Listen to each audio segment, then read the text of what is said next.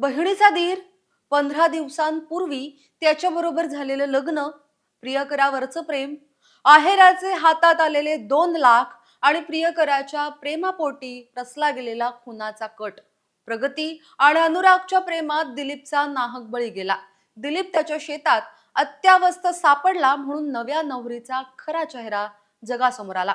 नवरदेव लग्नाच्या 15व्या दिवशी प्राणाला मुकला. प्रकरण काय, जाणून घेऊया. नमस्कार, मी हरिता पुराणिक, तुम्ही पाहताय लोकमत.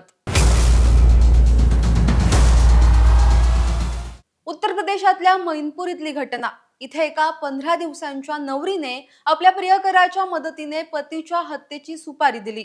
मैनपूर इथला रहिवासी असलेल्या दिलीप यादव आणि औरेयाची रहिवासी असलेल्या प्रगतीचं 15 दिवसांपूर्वी लग्न झालं होतं. लग्नाच्या काही दिवसातच तिने प्रियकराच्या मदतीने पतीची निर्घृण हत्या केली.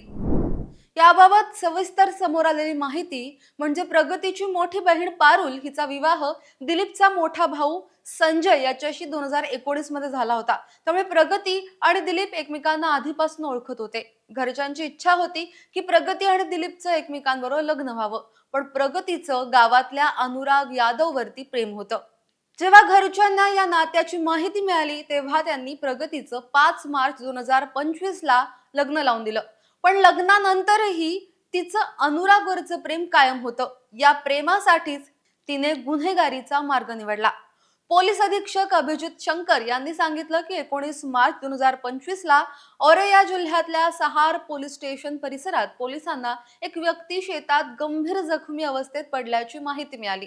पोलिसांनी तत्काळ त्याला रुग्णालयात दाखल केलं. मात्र 3 दिवसानंतर म्हणजे 22 मार्चला त्याचा मृत्यू झाला.